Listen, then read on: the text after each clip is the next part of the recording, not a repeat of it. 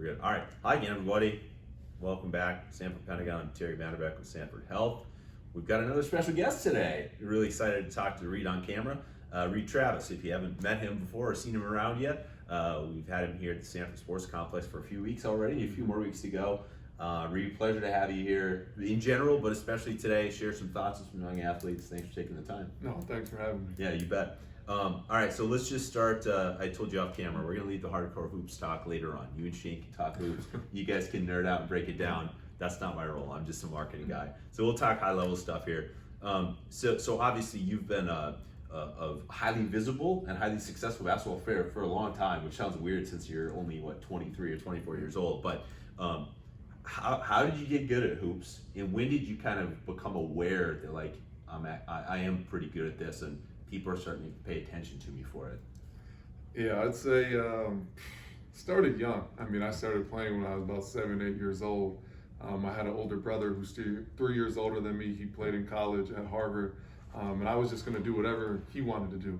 Okay. Basketball was kind of a passion that he had, so I just followed him around to the park, and then eventually that led to our school team. So I was just trying to be like him in any way possible, and that's kind of how I got into the game.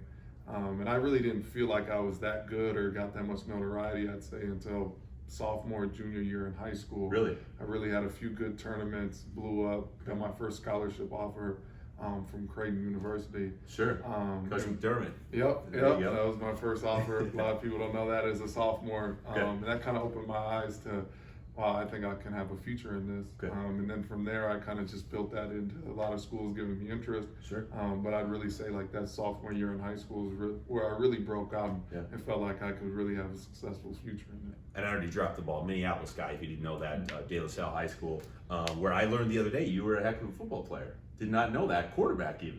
Yeah, I mean, I thought I was You're a big quarterback. Yeah, I was a quarterback.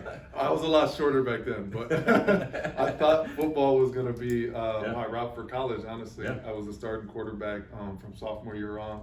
I was backup on varsity as a freshman. Broke a lot of records in the school, was the top passer in the state.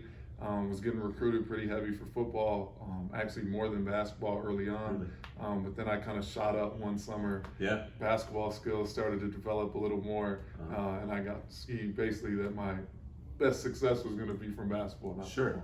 And little brother had to play football at Princeton. So, so A, we got more Ivy League stuff there, and B, we got some football in the family yet. So very, very cool. And going off of that, you mentioned brother at Harvard, other brother Princeton, and you had some sisters that are high achievers as well. So your route was to go from a little unconventional, to go to Stanford, to go to one of the best academic institutions in the world, honestly, which has had great sports, but I think people don't necessarily always equate it, especially in this part of the country. And then from there, you grad transfer to Kentucky. So one guy here, you got the extreme, the most well-known, probably college hoops program in the country, and one of the most well-known academic institutions. What was that experience like, knowing that you got to see really both of those elites in one career? Yeah, it was a blessing. I mean, if I could have scripted it any better, I don't think I could have. Coming out of high school, like you said, I got to go to my dream school. Stanford was a school. Since I was an 8th grader freshman, I had always seen things about Stanford, how great of a university it was. And I just knew I wanted to experience California. So it was those two great things all put in one school. And that was the spot for me. But then also on my 5th year, being able to go to one of the top basketball programs in the country and really feel what it was like to be in one of those programs. So fortunately, I was able to experience both. It was great. I got my dream degree from the university I always dreamed about. But then I got to experience college basketball at the best level that you can at Rep Arena, which it's one of the best arenas in the country. So as far as those two things come together, I couldn't have asked for a better college experience. And you're real close to having a degree from Kentucky, grad degree as well, right? About a semester away from finishing that up.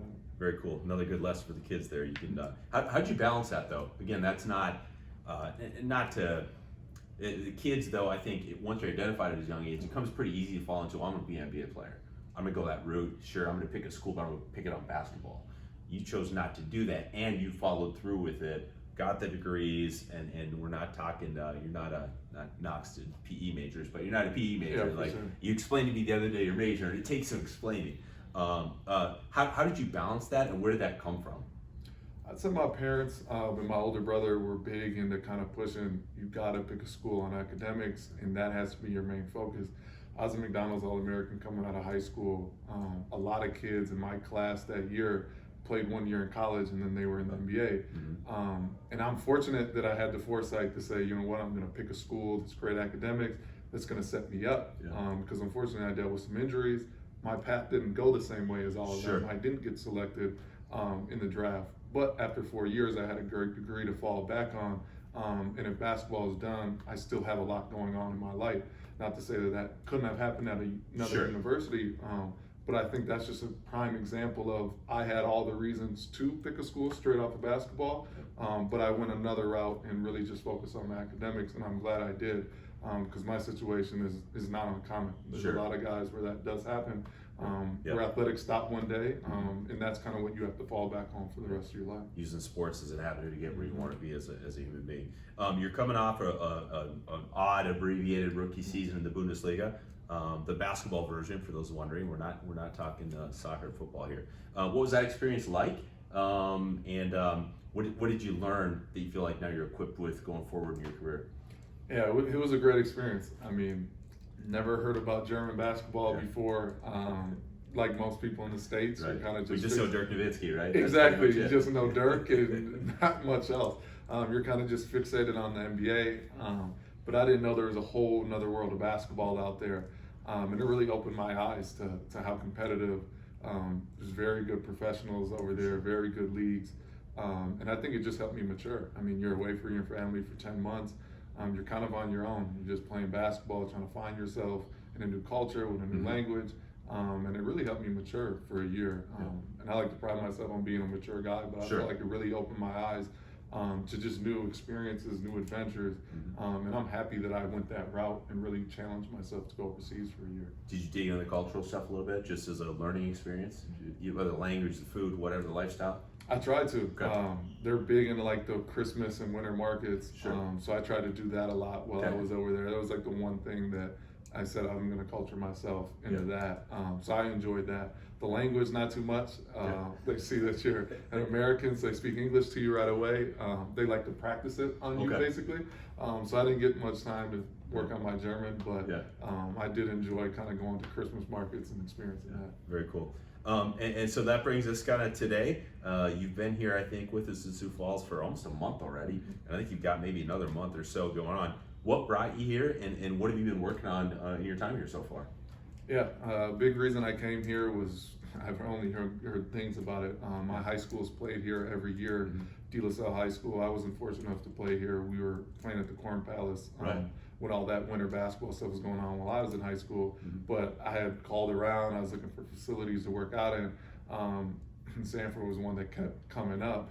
And I had a relationship with Shane. He came and worked me out while I was in Germany. We built a great friendship during that time, and he couldn't stop raving about it. He said, it's the best facilities in the Midwest, maybe in the country. You got to check it out. They got everything you need. We can get a lot of great work in. And I kind of was like, okay, maybe we'll see. And after him pushing me enough, I decided to kind of take the leap of faith and come check it out. And I was just blown away. It's been the best experience that I've had as far as everything at your fingertips that you could ask for. And the biggest thing I've been working on with Shane is just trying to get as many shots up as possible all day. Basically live in the gym right now. And then I'm over there with Sanford Power, trying to work on my flexibility, mobility, just trying to get a little faster and just develop my game. So with those two, it's been a great experience. That's a big lesson for the young hoopers out there. It's not all about heavy weights. And don't worry about ruining your shot. There's so many other benefits that come with basketball players doing all those other pieces that go into strength conditioning beside the lifting heavy weights and back squatting. It's not all that. Obviously, the basketball world right now is kind of at a standstill. It sounds like a lot of the European leagues now, probably including yours, have finally kind of said, yeah, we're done for the season. NBA talking about coming back, probably not summer league, maybe start to the next season. What does a guy like you kind of do? How do you handle this? I'm assuming your focus is kind of on what's in front of you. Keep getting better. That stuff will play itself out. But how are you trying to handle kind of the uncertainty here of year two for you? Yeah, it's tough. I mean, there is a lot of uncertainty, especially a guy that's a quote unquote fringe NBA guy that's trying to make his way into the league. Summer league and those summer opportunities are big for me. because that's the time to get in front of these teams, kind of show what you did all season in Europe, show that you got better at certain things, try and get an invite to camp. But obviously with Summer League may not be an opportunity for most guys. They're still trying to figure out how to play the rest of the season. Now it's just trying to figure out, okay, when our leagues overseas going to start? When's the NBA going to start? And trying to just make the best decision for me as far as what's going to be the best way to play this year out. In my situations, a lot of guys I think would echo the same thing. It's just uncertain. You don't know. The NBA's trying to finish this season. Europe's canceled most of their leagues, but you just don't know what the framework of next season is going to be. So it's just trying to be patient, not rush, trying to understand we're not in control right now. Honestly, things are going to take its course, and just trying to be ready for any opportunity. Yeah, well, we will see. It's going to be interesting, and obviously we're hoping you and a lot of the other guys that are around here a lot, whether it's, we see Liggins, another Kentucky guy hanging out here quite a bit. Obviously the Miami Heat guys are here quite a bit, and I'm curious to see just personally how the whole campus or bubble situation plays out. And they've got to bring in obviously more bodies than they would typically, just in case, but we'll see where that goes. So awesome. Again, our guest today has been Reid Travis. Keep up to him on all the various social media accounts. Again, not just talking hoop, but life and some other things. Greatly appreciate you being here in general, but especially today, take some time with us. Look forward to having you around, and thank you guys for all watching today.